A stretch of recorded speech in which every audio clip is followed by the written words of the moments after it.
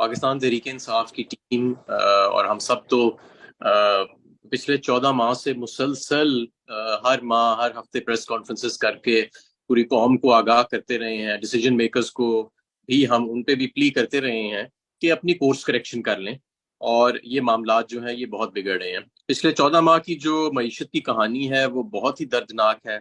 یہ کمپلیٹلی ایک man made crisis ہے جس میں ہم شامل ہوئے ہیں. مین میڈ سے مراد یہ ہے یہ کسی جنگ کے نتیجے میں، کسی وبا کے نتیجے میں، کسی ایکسٹرنل فیکٹر یا ایکسٹرنل شاک کے نتیجے میں یہ ہمارا جو پاکستان میں کرائسس ہے یہ جنریٹ نہیں ہوا. یہ مکمل طور پہ ایک مین میڈ کرائسس تھا جو رجیم چینج کے بعد شروع ہوا. تو اس وقت صورتحال کیا ہے؟ ظاہر ہے 6% positive economic growth last year, اور آج جس طرح ثاقب صاحب نے بتایا کہ جو حقیقی معنوں میں اگر ڈار صاحب کی جو فجنگ ہے، فگر فجنگ، اس کو ہم نیوٹرلائز کریں فگرز میں سے، تو 3 سے 4% تمام تقریباً اکانومسٹ کا کنسنسس ہے کہ ہم نیگیٹو گروتھ میں گئے ہیں، جو بہت زیادہ ہے.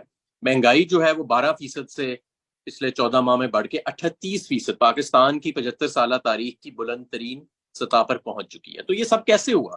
تو اس کا میں آپ کو 3-4 منٹ کے اندر ایک بڑا کوئک سا جائزہ دینے کی کوشش کروں گا. سب سے پہلے تو یہ کہ جب اپریل کے اندر رجیم چینج ہوا، اس کے بعد مفتاح اسماعیل صاحب وزیر خزانہ آئے. انہوں نے آتے ساتھ بہت زیادہ سنسنی پھیلا دی کہ ملک دیوالیہ ہونے کے قریب ہے، ملک ڈیفالٹ ہونے کے قریب ہے. حالانکہ ایسی کوئی بات نہیں تھی. اگر آئی ایم ایف کو آن بورڈ رکھا جاتا اور بر وقت ڈیسیجن میکنگ کی جاتی تو وہ جو سپر کموڈٹی سائیکل ہمارے اوپر تھا وہ بڑی آسانی سے ہم نیویگیٹ کر سکتے تھے. اور اگر بہتر تو یہ ہوتا کہ رجیم چینج نہ ہوتا تو اسے پولیٹیکل انسٹیبلٹی بھی نہ آتی، اور تب تو بہت زیادہ ہمارا یہ سائیکل سموتھ ہو جاتا. لیکن اس کے باوجود بھی اگر بر وقت فیصلہ سازی کی جاتی تو بہتر ہو جاتا. تو انہوں نے کافی اس کے اندر سنسنی پھیلائی. 20 مئی تک یہ فیصلہ 20 سے 21 مئی تک یہ فیصلہ ہی نہیں کر سکی پی ڈی ایم حکومت کہ انہوں نے حکومت کرنی ہے یا نہیں کرنی. اس لیے انہوں نے آئی ایم ایف کے ساتھ کوئی انگیجمنٹ نہیں رکھی. بجٹ آنے والا تھا، بہت ضروری عمل تھا، اس کی بھی کوئی تیاری انہوں نے نہیں رکھی. الٹا ہمیں گمکری نظر آئی کہ جی لگژری آئٹمز جو صرف 1% بنتے ہیں آپ کی امپورٹ بل کا، اس کے اوپر بین لگا دیا. کبھی کہہ دیا کہ جی ہفتے میں 4 دن کام ہوئے گا، کبھی کہہ دیا کہ 3 دن کام ہوئے گا. ایسی ہمیں گمکری نظر آئی، لیکن کوئی ہمیں سیریس ڈیسیجن میکنگ نظر نہیں آئی، جس کے نتیجے میں کیپٹل فلائٹ بہت زیادہ شروع ہو گئی. ریٹنگ ایجنسیز نے پچھلے 14 ماہ میں 2 مرتبہ، یعنی ایک مرتبہ پہلے ہمیں ڈاؤن گریڈ کیا اور اس کے بعد دوبارہ ہمیں فردر ڈاؤن گریڈ کیا پچھلے 14 ماہ کے اندر. ہمارا جو کریڈٹ ڈیفالٹ سواپ وہ 5% تھا جب مارچ کے اندر ووٹ آف نو کانفیڈنس سے پہلے، وہ تقریباً 50% پہ ابھی بھی اس وقت موجود ہے. یعنی کہ اس میں 10 گنا کا اضافہ جو ہے وہ دیکھنے میں آیا ہمیں. جو مین ڈرائیورز تھے ہماری گروتھ کے، ہماری جو پاکستان تحریک انصاف کے دور میں ہم industry was the main driver, خاص طور پہ ایکسپورٹ انڈسٹری جو ہماری گروتھ کو ڈرائیو کر رہی تھی. تو ایل ایس ایم ہماری ڈبل ڈیجٹ میں تھی. کیا آپ کو معلوم ہے کہ پچھلے 2 ماہ میں جو ڈیٹا آیا ہے، لارج اسکیل مینوفیکچرنگ پچھلے 2 ماہ میں 25% ہر مہینے شرنک کی ہے پچھلے 2 ماہ کے اندر. ایک میسو ڈکلائن.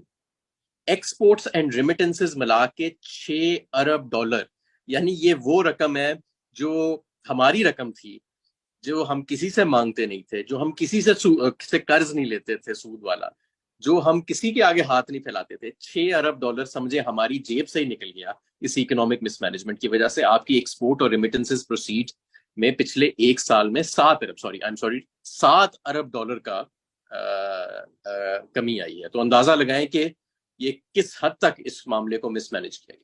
کسی فرینڈلی کنٹری سے ہمیں کوئی سپورٹ نہیں ملی. سب نے ظاہر ہے رول آف لا کی بات کی، پولیٹیکل سٹیبلٹی کی بات کی، اور کبھی ہمیں خبریں ملتی تھیں ان کے مرضی کے اخباروں میں کہ جی قطر سے پیسے آ رہے ہیں، کبھی سعودی عرب سے پیسے آ رہے ہیں. کچھ نہیں آیا، $1 نہیں آیا.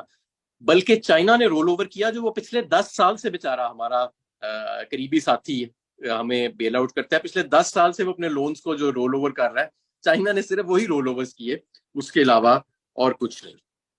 اگر یہ کہا جائے کہ ٹیکنیکلی ہم ڈیفالٹ کر چکے ہیں تو یہ بھی غلط نہیں ہوگا. یہ اکانومسٹ نے کہا بھی ہے. اس وقت کوئی امپورٹ ڈیپینڈنٹ انڈسٹری اپنا را مٹیریل باہر سے منگانا چاہے وہ نہیں منگا سکتی.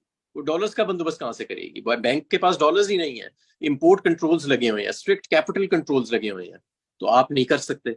اور اگر آپ پینٹ اپ پیمنٹس، جو آپ کی کمرشل پیمنٹس $7 سے $8 ارب کی اس وقت سسٹم کے اندر فریز ہوئی ہیں، اگر آپ وہ مطلب ملٹی نیشنلز باہر اپنا پروفٹ نہیں ریپیٹریٹ کر سک رہے، اپنی پیمنٹس نہیں ریپیٹریٹ کر سک رہے، اگر ان سب کی رقم آپ نکالیں تو 7-8 ارب ڈالر بنتی ہے، وہ آج آپ نہیں دے سکتے. آپ کے تو ریزروز 4 ارب ڈالر سے کم پہ چلے گئے ہیں، وہ بھی آپ کے پاس پتہ نہیں پیسہ موجود ہے کہ اس وقت نہیں ہے، اس پہ بھی قسم قسم کی اسپیکولیشنز جو ہیں وہ ہو رہی ہیں.